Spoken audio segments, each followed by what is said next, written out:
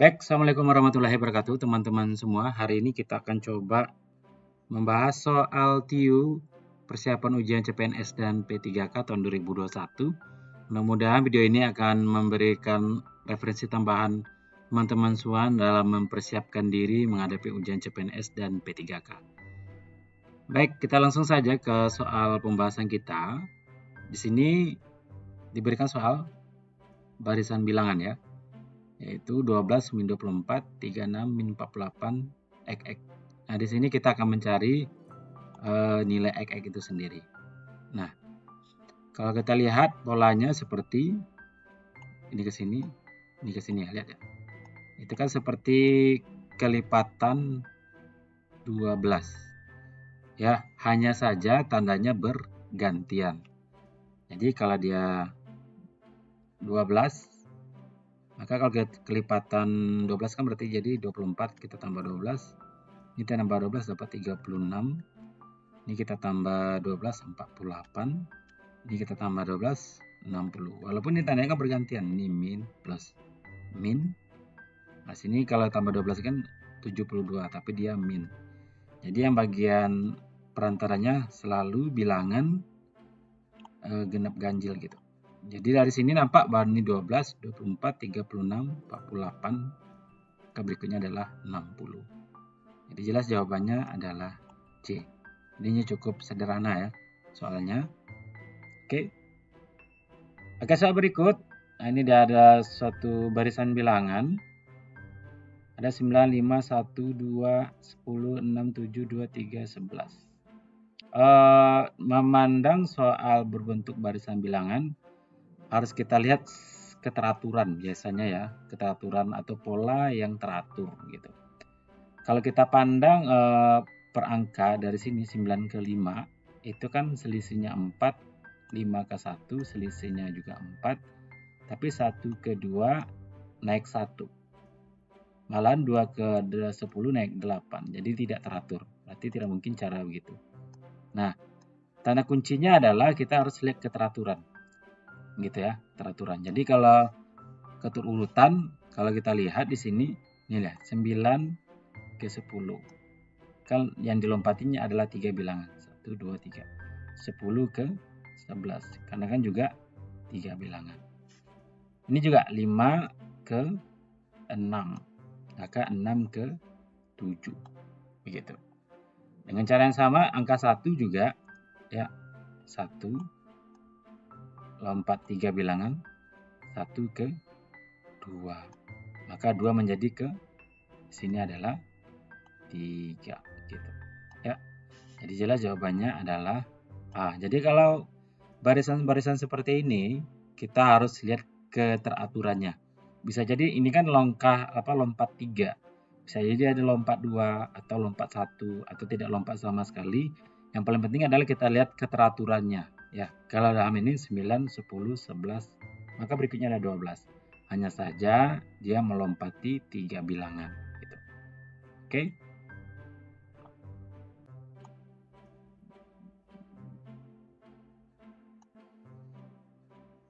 Oke, berikut. Nah, ini tadi soal sebelumnya kita pada bilangan, sekarang pada huruf. Nah, ini ya. Ada huruf E, I, E, M gitu ya. Kalau kita lihat polanya, ya kalau satu-satu kan tidak konstan, 0, 0, 0, naik lagi tuh, turun lagi, M. Kita lihat, coba kita batasi seperti ini, bahwa seperti ini ya.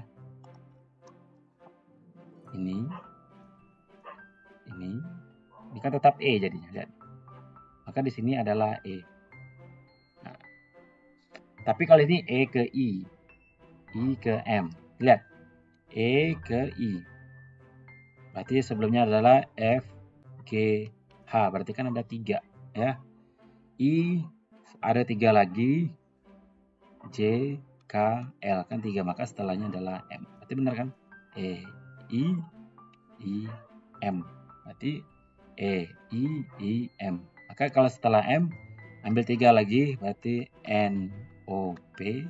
3 ya. Maka adalah setelah M-nya adalah Q. Berarti sini adalah Q. Gitu ya caranya Jadi memang kita lihat pola keteraturan, sekali lagi pola keteraturan gitu ya.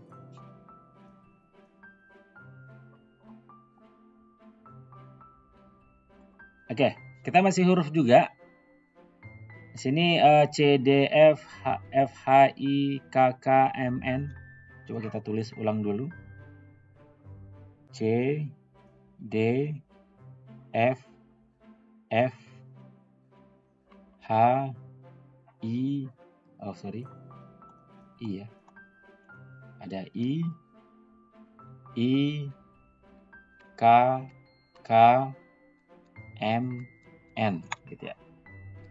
Oke, kalau kita lihat di sini, ini ada C, D, H, I, M, N gitu ya. Maka ini adalah pola yang berulang. Dia ada FF, ada KK, di sini siapa gitu ya. Kalau kita lihat, kalau kita urutkan begini ya. Setelah D kan adalah E, berarti ini E, F. Ternyata F-nya yang kita ambil, berarti F-nya ulang 2 kali. Ini juga setelah HI, J, K, maka K-nya berulang 2 kali. Sini setelah N adalah O, P, maka P-nya kita ulang 2 kali, berarti ini P, P. Gitu. Setelah P apa? Q, R, ya, gitu. Duanya R, maka duanya S, T, maka diulang T, T, gitu. Jadi memang soal-soal seperti ini kita memang harus memperhatikan pola yang dibentuk seperti itu ya. Jadi memang kali ini ciri hurufnya yang ada berulang 2 kali, namun huruf kedua yang diulangnya.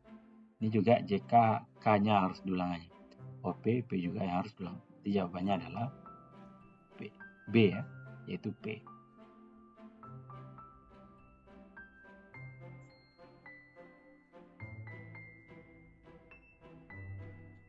Oke, ini juga masih soal barisan huruf. Kita coba tulis ulang. C, B, A, D, E, F, I, H, G, J, K, L, O gitu ya. Nah, kalau kita perhatikan, kalau kita buat lompat-lompat, sepertinya tidak teratur. Nah, coba lihat ini, sini ada ABC-nya, tapi A-nya dari sini mulainya. A, B, C. Sini D, E, F ya. D, E, F. Setelah F kan G, maka di G-nya dia mundur gini. Gitu. G, H, I. Maka ini J, K, L. Kesini ya. Maka kalau di sini setelah berarti M, N, O. Berarti M-nya dari sini M, N gitu ya. O, berarti kan mundur lagi. Maka jawabannya adalah N, M. Berarti jawabannya adalah B. Jadi memang harus kita lihat pola yang dibentuk gitu. Itu ciri-ciri menyelesaikan prinsip barisan baik mau bilangan ataupun huruf gitu.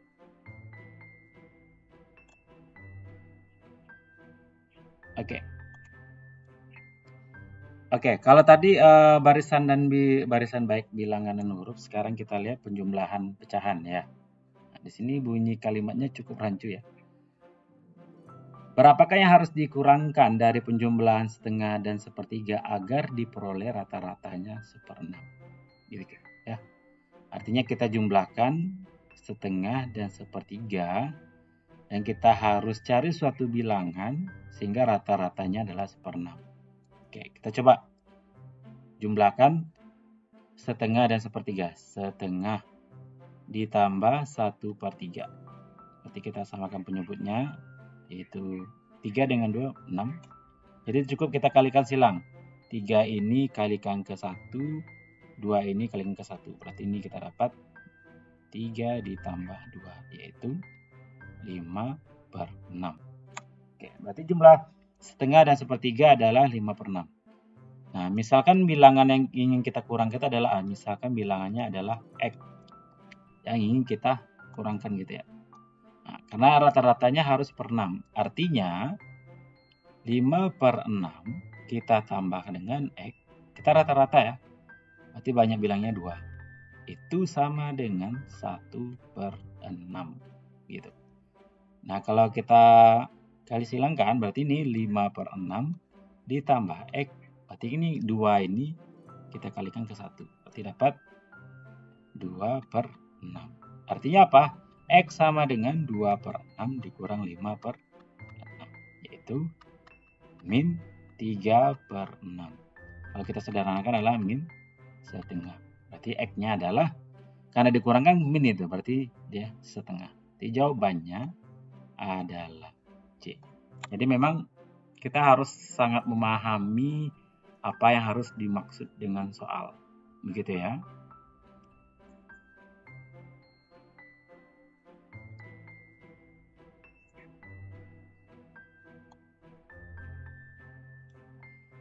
Oke, soal berikut.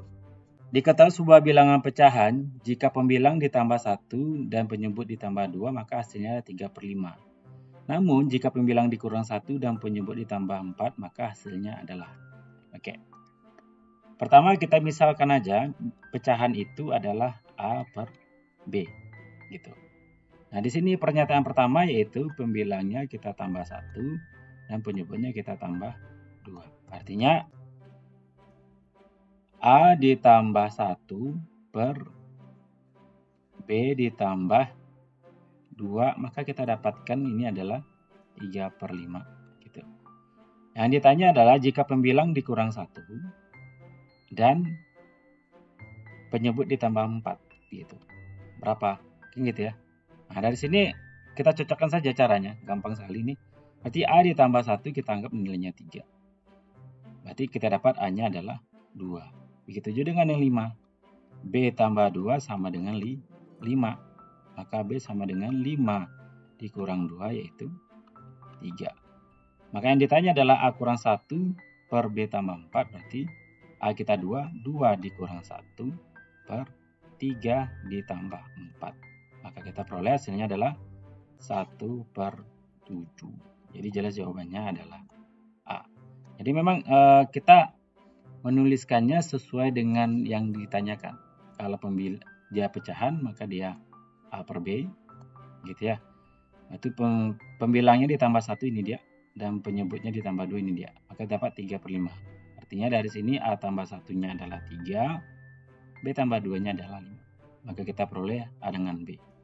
Maka yang ditanya adalah A kurang 1, ya pembilang dikurang 1 berarti A kurang 1, yang penyebut ditambah 4 adalah B tambah 4. Kita tadi sudah memperoleh A-nya adalah 2, B-nya adalah 3. Maka jawabannya adalah 2 dikurang 1 per 3 ditambah 4. Maka kita peroleh hasilnya adalah 1/7. Oke, soal berikutnya. Amir mengemudi mobil dengan menempuh jarak 735 dalam 5 hari. Gitu ya, berarti ada 5 hari ya. Oke. Di hari pertama dia menempuh 185, hari kedua 95, dan hari ketiga 150, hari keempat 175. Berapakah jarak tempuh hari kelima? Ini cukup sederhana ya. Harinya kita ada 5. 1, 2, 3, 4, 5. Berarti di mana totalnya adalah 735. Berarti cukup kita buat hari pertama kita adalah 185. Kita tambah dengan 95. Hari kedua, hari ketiga adalah 120. Hari keempat adalah 175. Ini ditanya hari kelima, misal kita anggap D. Gimana jumlahnya adalah 735. Kalau kita jumlahkan ini jumlahnya 280 ditambah 120 ditambah 175 ditambah D adalah 735. Ini dapat 400 tambah 175 tambah D adalah 735. Jadi ini adalah 575 ditambah D adalah 735. Maka D sama dengan 735 dikurang 575. Kita peroleh ini 0. 13 kurang 7 dapat 6, berarti 160. Jadi jawabannya adalah D. Jadi ini hanya penjumlahan biasa saja dan kita mencari sisanya, berarti terjadi pengurangan gitu.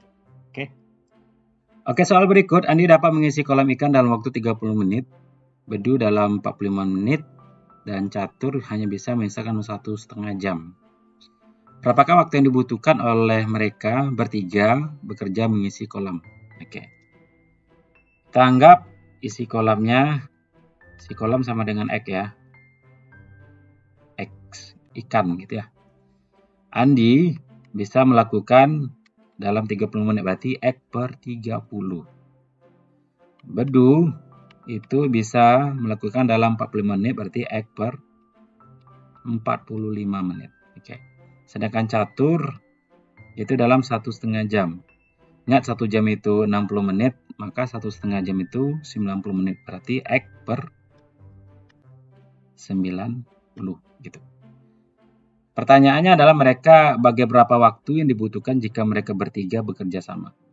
Jadi kalau seperti ini cukup kita jumlahkan semuanya. Berarti X per 30 ditambah X per 45 ditambah X per 90. Kita samakan penyebutnya. Ya. Berarti ini 90. Ya, KPK dari 30, 45, 90 adalah 90. Berarti 90. Sini 90, ini 90. Ya. Berarti supaya 90 ini berarti 3X. Ini juga supaya 90, berarti ini 2X. Ya, kita kali 2X gitu. Ini adalah X. Maka kita jumlahkan dapat 6X per 90. Kita bagi 6, karena kita kan mau kan isi kolomnya cuma X, di sini kan 6X. Kita bagi 6, kita dapat X 90 kita bagi 6, kita dapat 15. Artinya jika mereka bekerja bertiga, maka waktu yang dibutuhkannya adalah 15 menit. Jadi jawabannya adalah C. Gitu. Jadi ini sebenarnya soal kecepatan gitu ya, yang melibatkan nanti KPK ada menjumlah pecahan gitu.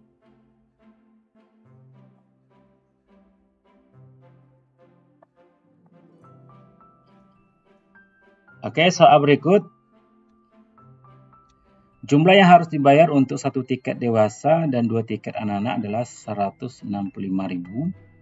Jika harga tiket dewasa adalah 30.000 lebih tinggi daripada tiket anak-anak, berapakah harga tiket anak-anak? Oke. Kita rubah dalam bentuk model matematikanya. 1 tiket dewasa kita lambang D. D ditambah 2A itu sama dengan 165.000. Gitu ya. Nah, jika tiket dewasa di sini diketahui 30 lebih tinggi dari tiket anak-anak, kan 30.000 lebih tinggi, berarti A kita tambah 30.000 gitu. Berapakah tiket anak-anak? Kan gitu ya pertanyaannya. Tiket anak-anak gitu. Nah, di sini kita punya D tambah 2A sama dengan 165.000, di mana D itu A tambah 30.000. Maka D cukup kita ganti dengan A ditambah 30.000. Berarti dari sini, berarti A ditambah 30.000 ditambah 2A itu sama dengan 165.000. Artinya A ditambah 2A adalah 3A sama dengan 165.000. Ini 30.000 kita pindahkan menjadi kurang 30.000. Maka dapat 3A sama dengan 135.000. Artinya A sama dengan 135.000 kita bagi dengan 3. Maka kita peroleh 45.000. Jadi jawabannya adalah C. Jadi sangat penting kalau soal-soal yang berbentuk cerita ini kita memang memudahkan menyelesaikan, kita buat model matematikanya seperti ini. Kalau dia lebih tinggi, lebih tua, maka prinsipnya adalah tambah. Tapi kalau lebih muda atau kurang dari, jelas dia kurang. Oke, mudah-mudahan bisa membimbing menjadi referensi untuk ujian CPNS dan P3K. Di video berikutnya kita akan masih membahas soal-soal tentang TIU. Assalamualaikum warahmatullahi wabarakatuh.